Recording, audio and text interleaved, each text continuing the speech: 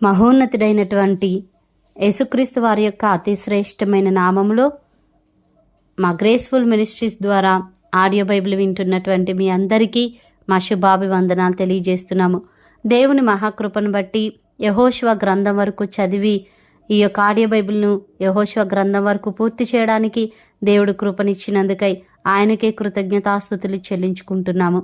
మరి ఈ దినం 71వ రోజు న్యాయాధిపతుల గ్రంథాన్ని మనం ప్రారంభించుకుందాం. మీ అందరికీ మరొకసారి మా విన్నపం ఏది అనంటే, దయచేసి వాక్యం వింటున్న మీరు ఈ వాక్యం అనేకులకు షేర్ చేసి లైక్ చేసి మరి మా ఛానల్ సబ్స్క్రైబ్ చేయవలసిందిగా ప్రభు పేరిట మనవి చేసుకుంటున్నాం. ఎందుకంటే ఏ విధం చేతనైనా అందరూ దేవుని యొక్క వాక్యాన్ని తెలుసుకోవాలి. మరి దేవుని యొక్క వాక్యం చదవటానికి రాకపోయినప్పటికీ ఈ వినడం ద్వారా వాళ్ళందరూ కూడా బైబిల్ కంప్లీట్ చేయాలని ఒక ఆశతో మేము ఈ యొక్క పరిచర్ని ప్రారంభించాం. కనుక మీ యొక్క అమూల్యమైనటువంటి సమయాన్ని ఈ వాక్యం వినడానికి వెచ్చిస్తూ ఇంకా అనేకులకు కూడా మీరు పరిచయం చేయవలసిందిగా ప్రభు పేరిట మీకు మనవి చేసుకుంటూ ఈ దినం దేవుని యొక్క వాక్యాన్ని చదువుకుందాం. న్యాయాధిపతులు 1వ అధ్యాయము. యెహోషువ మృతి నొందిన తరువాత ఇశ్రాయేలీలు కనానీయులతో యుద్ధము చేయుటకు తమలోనెవరు ముందుగా వారి మీదికి పోవలసినది యెహోవా తెలియజేయనట్లు ప్రార్థన చేయగా, యెహోవా ఆ దేశమును యూదా వంశస్థులకు ఇచ్చియున్నాను, వారు పోవాలని సెలవిచ్చెను. అప్పుడు యూదా వంశస్థులు తమ సహోదరులైన షిమ్యోనీయులతో, మనము కనానీయులతో యుద్ధము చేయుటకు మా వంతులోనికి మాతో కూడా రండి, మేమును మీతో కూడా మీ వంతులోనికి వచ్చేదమని చెప్పగా, షిమ్యోనీయులు వారితో కూడా పోయిరి. కనానీయుల మీదికి యూదా వంశస్థులు పోయినప్పుడు యెహోవా కనానీయులను పెరిజ్జీయులను వారికి అప్పగించెను. గనుక వారు బెజేకులో 10,000 మంది మనుషులను హతము చేసిరి. వారు బెజేకులో అదోనీ బెజేకును చూచి వానితో యుద్ధము చేసి కనానీయులను పెరిజ్జీలను హతము చేసిరి. అదోనీ బెజేకు పారిపోగా వారు అతని తరిమి పట్టుకొని అతని కాలు చేతుల బొటన వ్రేలను కోసివేసిరి. అప్పుడు అదోనీ బెజేకు తమ కాళ్ళు చేతుల బొటన వ్రేలు కోయబడిన 70 మంది రాజులు నా భోజనపు బల్ల క్రింద ముక్కలు ఏరుకుని చుండిరి. నేను చేసినట్లే దేవుడు నాకు ప్రతిఫలం ఇచ్చెననెను. వారు యెరూషలేమునకు అతను తోడుకొని రాగా అతడు అక్కడ చనిపోయెను. యూదా వంశస్థులు యెరూషలేము మీదికి యుద్ధము చేసి దానిని పట్టుకొని కొల్లబెట్టి ఆ పట్టణమును కాల్చివేసిరి. తరువాత యూదా వంశస్థులు మన్యములందును దక్షిణ దేశమందును లోయయందును నివసించిన కనానీయులతో యుద్ధము చేయుటకు పోయిరి. మరియు యూదా వంశస్థులు హెబ్రోనులో నివసించిన కనానీయుల మీదికి పోయి షేషయిని, అహీమానును, తల్మయిని హతము చేసిరి. ఆ హెబ్రోను పేరు కిర్యతర్బా. అక్కడ నుండి వారు దెబీరు నివాసుల మీదికి పోయిరి. పూర్వము దెబీరు పేరు కిర్యత్సేఫేరు. కాలేబు కిర్యత్సేఫేరును పట్టుకొని కొల్లబెట్టు వానికి నా కుమార్తె అయిన అక్సాను ఇచ్చి పెండ్లి చేసేదనని చెప్పగా, కాలేబు తమ్ముడైన కనాజు కుమారుడగు ఒత్నీయేలు దాన్ని పట్టుకొనెను గనుక కాలేబు తన కుమార్తె అయిన అక్సాను అతనికిచ్చి పెండ్లి చేసెను. ఆమె తన పెనిమిటి ఇంట ప్రవేశించినప్పుడు తన తండ్రిని ఒక పొలం అడుగుటకు అతనిని ప్రేరేపించెను. ఆమె గాడిదను దిగగా కాలేబు నీకేమి కావాలని అడిగెను. అందుకామె, దీవెన దయచేయుము, నాకు దక్షిణ భూమి ఇచ్చిన్నావు, నీటి మడుగులను కూడా నాకు దయచేయమనెను. అప్పుడు కాలేబు ఆమెకు మెరక మడుగులను పల్లపు మడుగులను ఇచ్చెను. మోషే మామయ్యైన కేయిను కుమారులు యూదా వంశస్థులతో కూడా ఖర్జూర చెట్ల పట్టణంలో నుండి అరాదు దక్షిణ దిక్కులోని యూదా అరణ్యమునకు వెళ్ళి అక్కడ చేరి ఆ జనముతో నివసించిరి. యూదా వంశస్థులు తమ సహోదరులైన షిమ్యోనీయులతో కూడా పోయి జఫాతులో నివసించిన కనానీయులను హతము చేసి పట్టణమును నిర్మూలము చేసి ఆ పట్టణమునకు హోర్మా అను పేరు పెట్టిరి. యూదా వంశస్థులు గాజా నుదాని ప్రదేశమును, అష్కెలోనును దాని ప్రదేశమును, ఎక్రోనును దాని ప్రదేశమును పట్టుకొనిరి. యెహోవా యూదా వంశస్థులకు తోడైయున్నందున వారు మన్య దేశమును స్వాధీనపరుచుకొనిరి. అయితే మైదానమందు నివసించు వారికి ఇనుపరథములున్నందున వారిని వెళ్ళగొట్టలేకపోయిరి. మోషే చెప్పినట్లు వారు కాలేబుకు హెబ్రోను నీయగా అతడు 3 అనాకీలను అక్కడ నుండి పారదోలి దానిని స్వాధీనపరుచుకొనెను. యెరూషలేములో నివసించు యెబూసీయులను బెన్యామీనీయులు వెళ్ళగొట్టలేదు. యెబూసీయులు బెన్యామీనీయులతో కూడా నేటి వరకు యెరూషలేములో నివసించుచున్నారు. యోసేపు ఇంటివారు బేతేలుకు వెళ్ళినప్పుడు యెహోవా వారికి తోడైయుండెను. పూర్వము లూజనబడిన బేతేలును వేగుచూచుటకు యోసేపు ఇంటివారు దూతలను పంపగా ఆ వేగుల వారు ఆ పట్టణం నుండి ఒకడు వచ్చుట చూచి, నీవు దయచేసి ఈ పట్టణంలోనికి వెళ్ళు త్రోవను మాకు చూపిన ఎడల మేము మీకు ఉపకారము చేసేదమని చెప్పిరి. అతడు పట్టణంలోనికి పోవు త్రోవను వారికి చూపగా వారు ఆ పట్టణంను కత్తివాత హతము చేసిరి గాని ఆ మనుష్యుని వాని కుటుంబీకులందరినీ పోనిచ్చిరి. ఆ మనుష్యుడు హిత్తీయుల దేశమునకు వెళ్ళి ఒక పట్టణంను కట్టించి దానికి లూజు అను పేరు పెట్టెను. నేటి వరకు దానికి అదే పేరు. మనష్షీయులు బేత్షెయానును దాని పల్లెలను, తైనాకును దాని పల్లెలను, దోరు నివాసులను దోరు పల్లెలను, ఇబ్లెయామును దాని పల్లెలను, మెగిద్దో నివాసులను మెగిద్దో పల్లెలను స్వాధీనపరుచుకొనలేదు. ఏలైనగా కనానీయులు ఆ దేశంలో నివసింపవలనని గట్టిపట్టు పట్టియుండిరి. ఇశ్రాయేలీలు బలవంతులైన తరువాత వారు కనానీయుల చేత వెట్టి పనులు చేయించుకొనిరి, కానీ వారిని బొత్తిగా వెళ్ళగొట్టలేదు. ఎఫ్రాయిమీయులు గెజెరులో నివసించిన కనానీయులను వెళ్ళగొట్టలేదు. గెజెరులో కనానీయులు వారి మధ్యను నివసించిరి. జబూలీనీయులు కిత్రోలు నివాసులను, నహలోలు నివాసులను వెళ్ళగొట్టలేదు. కనానీయులు వారి మధ్య నివసించి వారికి వెట్టి పనులు చేయవారైది. ఆషేరీయులు అక్కో నివాసులను, సీదోను నివాసులను, అహ్లాబు వారిని, అగ్జీబు వారిని, హెల్బా వారిని, అఫేకు వారిని, రెహోబు వారిని, ఆషేరీయులు దేశ నివాసులైన కనానీయులను వెళ్ళగొట్టక వారి మధ్య నివసించిరి. నఫ్తాలీయులు బేత్షెమెషు వారిని, బేతనాతు వారిని వెళ్ళగొట్టలేదు గాని బేత్షెమెషు నివాసుల చేతను బేతనాతు నివాసుల చేతను వెట్టి పనులు చేయించుకొనిరి. అమోరీయులు దానేయులను పల్లపు దేశమునకు దిగనీయక మన్యమునకు వారిని వెళ్ళగొట్టిరి. అమోరీయులు అయ్యాలోను నందలి హేరేసు కొండలోను షయల్బీములోను నివసింపవలనని గట్టిపట్టు పట్టియుండగా యోసేపు ఇంటివారు బలవంతులై వారి చేత వెట్టి పనులు చేయించుకొనిరి. అమోరీల సరిహద్దు అక్రబ్బీము మొదలుకొని హస్సెలా వరకు వ్యాపించెను. న్యాయాధిపతులు 2వ అధ్యాయము. యెహోవా దూత గిల్గాలు నుండి బయలుదేరి బోకీమునకు వచ్చి ఈలాగు సెలవిచ్చెను, నేను మిమ్మును ఐగుప్తులో నుండి రప్పించి మీ పితరులకు ప్రమాణము చేసిన దేశమునకు మిమ్మును చేర్చి నీతో చేసిన నిబంధన నేనెన్నడూనూ మీరను. మీరు ఈ దేశ నివాసులతో నిబంధన చేసుకొనకూడదు. వారి బలిపీఠములను విరక్కొట్టవలనని ఆజ్ఞ ఇచ్చితిని గాని మీరు నా మాటను వినలేదు. మీరు చేసిన పని ఎట్టిది?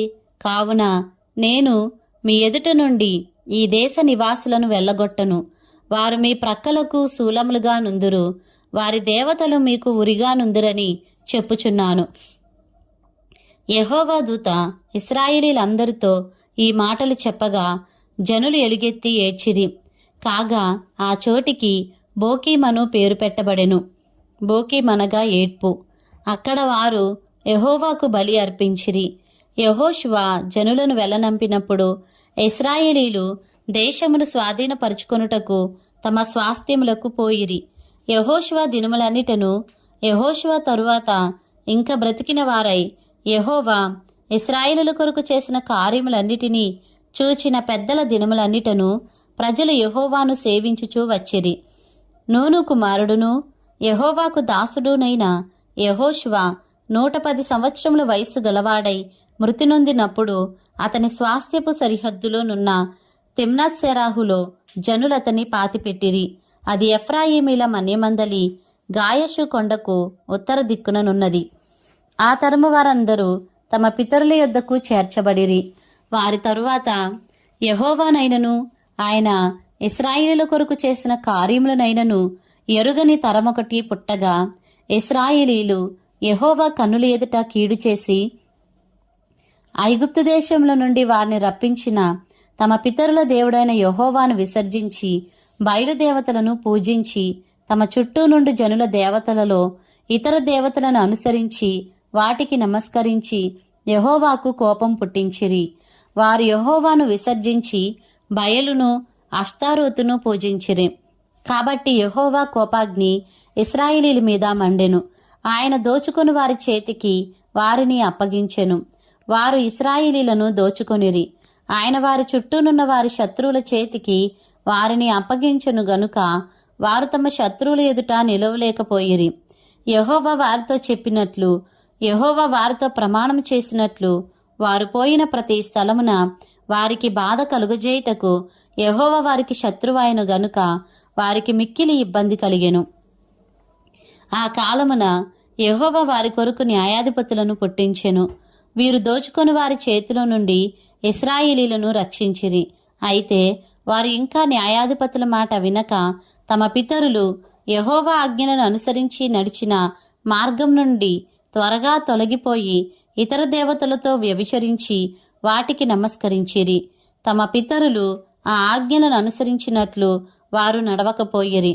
తమ శత్రువులు తమను బాధింపగా వారు విడిచిన నిట్టూర్పులు యెహోవా విని సంతాపించి వారి కొరకు న్యాయాధిపతులను పుట్టించి ఆయా న్యాయాధిపతులకు తోడయుండి వారి దినములన్నిటను వారి శత్రువుల చేతుల్లో నుండి ఇశ్రాయేలీలను రక్షించెను.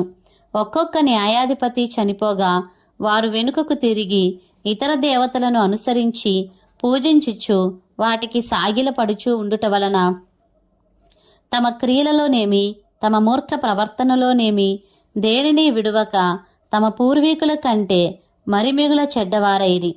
కాబట్టి యెహోవా కోపాగ్ని ఇశ్రాయేలీల మీద మండగా ఆయన ఇలాగూ సెలవిచ్చెను, ఈ ప్రజలు నా మాట వినక వీరి పితరులతో నేను చేసిన నిబంధనను మీరుదురు గనుక నేను నియమించిన విధిని అనుసరించి వారి పితరులు నడిచినట్లు వీరును యెహోవా విధిని అనుసరించి నడుచుదురో లేదో ఆ జనముల వలన ఇశ్రాయేలీలను శోధించుటకై యెహోషువ చనిపోయిన కాలమున శేషించిన జనములలో ఏ జనమును వారి ఎదుట నుండి నేను వెళ్ళగొట్టను. అందుకు యెహోవా ఆ జనములను యెహోషువ చేతికి అప్పగింపకయు శీఘ్రముగా వెళ్ళగొట్టకయు మాని వారిని ఉండనిచ్చెను. న్యాయాధిపతులు 3వ అధ్యాయము. ఇశ్రాయేలీలకును కనానీయులకును జరిగిన యుద్ధములన్నిటినీ చూడని వారందరినీ శోధించి ఇశ్రాయేలీల తరతరముల వారికి అనగా పూర్వము ఆ యుద్ధములను ఏమాత్రమును చూడని వారికి యుద్ధము చేయ నేర్పునట్లు యెహోవా వండనిచ్చిన జనములు ఇవి. ఫిలిస్తీన్ల 5 సర్దారుల జనులను, కనానీయులందరును, సీదోనీయులను, బయల్హెర్మోను మొదలుకొని హమాతునకు పో మార్గము వరకు లెబానోను కొండలో నివసించు హివ్వీయులను, యెహోవా మోషే ద్వారా తమ తండ్రులకిచ్చిన ఆజ్ఞలను వారు అనుసరింతురో లేదో తెలుసుకొనున్నట్లు ఇశ్రాయేలీలను పరిశోధించుటకై ఆ జనములను ఉండనిచ్చెను. కాబట్టి ఇశ్రాయేలీలు కనానీయులు, హిత్తీయులు, అమోరీయులు, పెరిజ్జీయులు, హివ్వీయులు, యెబూసీయులను జనుల మధ్య నివసించుచు వారి కుమార్తెలను పెండ్లి చేసుకొనుచు వారి కుమారులకు తమ కుమార్తెలనిచ్చుచు వారి దేవతలను పూజించుచు వచ్చిరి. అట్లు ఇశ్రాయేలీలు యెహోవా సన్నిధిని దోషులై తమ దేవుడైన యెహోవాను మరచి బయలుదేవతలను దేవతాస్తంభములను పూజించిరి. అందును గూర్చి యెహోవా కోపము ఇశ్రాయేలీల మీద మండగా ఆయన అరామ్నహరాయిము యొక్క రాజైన కూషన్ రిషాతాయిము చేతులకు దాసులగుటకై వారిని అమ్మివేసెను. ఇశ్రాయేలీలు 8 సంవత్సరములు కూషన్ రిషాతాయిమునకు దాసులుగా నుండిరి. ఇశ్రాయేలీలు యెహోవాకు మొరపెట్టగా యెహోవా కాలేబు తమ్ముడైన కనాజు యొక్క కుమారుడగు ఒత్నీయేలును రక్షకునిగా ఇశ్రాయేలీల కొరకు నియమించి వారిని రక్షించెను. యెహోవా ఆత్మ అతని మీదికి వచ్చెను గనుక అతడు ఇశ్రాయేలీలకు న్యాయాధిపతి అయి యుద్ధమునకు బయలుదేరగా యెహోవా అరామ్నహరాయిము రాజైన కూషన్ రిషాతాయిమును అతని చేతికి అప్పగించెను. అతడు కూషన్ రిషాతాయిమును జయించెను. అప్పుడు 40 సంవత్సరములు దేశము నెమ్మది పొందెను. అటు తర్వాత కనజు కుమారుడైన ఒత్నీయేలు మృతి నొందెను. ఇశ్రాయేలీలు మరలా యెహోవా దృష్టికి దోషులైరు గనుక వారు యెహోవా దృష్టికి దోషులైనందున యెహోవా ఇశ్రాయేలీలతో యుద్ధము చేయుటకు మోయాబు రాజైన ఎగ్లోనును బలపరిచెను. అతడు అమ్మోనీయులను అమాలేకీలను సమకూర్చుకొని పోయి ఇశ్రాయేలీలను ఓడగొట్టి ఖర్జూర చెట్ల పట్టణమును స్వాధీనపరుచుకొనెను. ఇశ్రాయేలీలు 18 సంవత్సరములు మోయాబు రాజునకు దాసులేరి ఇశ్రాయేలీలు యెహోవాకు మొర్రపెట్టగా బెన్యామీనీయుడైన గెరా కుమారుడగు ఏహూదను రక్షకుని వారి కొరకు యెహోవా నియమించెను. అతడి ఎడమచేతి పనివాడు. అతని చేతను ఇశ్రాయేలీలు మోయాబు రాజైన ఎగ్లోనుకు కప్పము పంపగా ఏహూదు 3 పొడవుగల 2 అంచుల కత్తిని చేయించుకొని తన వస్త్రంలో తన కుడి తొడ మీద దానిని కట్టుకొని ఆ కప్పము మోయాబు రాజైన ఎగ్లోనుకు తెచ్చెను. ఆ ఎగ్లోను బహుస్థూలకాయుడు. ఏహూదు ఆ కప్పము తెచ్చి ఇచ్చిన తరువాత కప్పము మోసిన జనులను వెళ్ళనంపి గిల్గాలు దగ్గరనున్న పెసీలీము నొద్ద నుండి తిరిగి వచ్చి, రాజా, రహస్యమైన మాట ఒకటి నేను నీతో చెప్పవలననగా అతడు తన యొద్ద నిలిచిన వారందరూ వెలుపలికి పోవు వరకు ఊరకొమ్మని చెప్పెను. ఏహూదు అతని దగ్గరకు వచ్చినప్పుడు అతడు ఒక్కడే చల్లని మేడగదిలో కూర్చుండి ఉండెను. ఏహూదు, నీతో నేను చెప్పవలసిన దేవుని మాట ఒకటి ఉన్నదని చెప్పగా అతడు తన పీఠం మీద నుండి లేచెను. అప్పుడు ఏహూదు తన ఎడమ చేతిని చాపి తన కుడి తొడ మీద నుండి ఆ కత్తి తీసి కడుపు మీద అతన్ని పొడిచెను. పిడియును కత్తి వెంబడి దూరగా క్రొవ్వు కత్తిపైని కప్పుకొనినందున అతని కడుపు నుండి కత్తిని తీయలేకపోయెను. అది వెనుక నుండి బయటికి వచ్చి ఉండెను. అప్పుడు ఏహూదు పంచపాలిలోనికి బయలువెళ్ళి తన వెనుకను ఆ మేడగది తలుపు వేసి గడియ పెట్టెను. అతడు బయలువెళ్ళిన తరువాత ఆ రాజు దాసులు లోపలికి వచ్చి చూడగా ఆ మేడగది తలుపులు గడియలు వేసి ఉండెను గనుక వారు అతడు చల్లని గదిలో శంఖానివర్తికి పోయి ఉన్నాడనుకొని తాము సిగ్గువింతలు పడువరకు కనిపెట్టినను అతడు ఆ గది తలుపులను తీయకపోగా వారు తాళపు చెవిని తెచ్చి తలుపులు తీసి చూచినప్పుడు వారి యజమానుడు చనిపోయి నేలను పడియుండెను. వారు తడవు చేయుచుండగా ఏహూదు తప్పించుకొని పెసీలీమును దాటి సెయిరాకు పారిపోయెను. అతడు వచ్చి ఎఫ్రాయిమీల కొండలో బూరను వదగా ఇశ్రాయేలీలు మన్య ప్రదేశం నుండి దిగి అతని యొద్దకు వచ్చిరి. అతడు వారికి ముందుగా సాగి వారితో, నా వెంబడి త్వరగా రండి, మీ శత్రువులైన మోయాబీలను యెహోవా మీ చేతికి అప్పగించుచున్నాడనెను. కాబట్టి వారు అతని వెంబడిని దిగివచ్చి మోయాబు నెదుటి యొర్దాను రేవులను పట్టుకొని ఎవరిని దాటనీయలేదు. ఆ కాలమున వారు మోయాబీలలో బలముగల శూరులైన పరాక్రమశాలులను 10,000 మందిని చంపిరి. ఒకడును తప్పించుకొనలేదు. ఆ దినమున మోయాబీయులు ఇశ్రాయేలీల చేతి క్రింద అనపబడగా దేశము 80 సంవత్సరములు నిమ్మలముగా ఉండెను. అతని తరువాత అనాతు కుమారుడైన షమ్గరు న్యాయాధిపతిగా ఉండెను. అతడు ఫిలిస్తీయులలో 600 మందిని మునుకోల కర్రతో హతము చేసెను. అతడును ఇశ్రాయేలీలను రక్షించెను.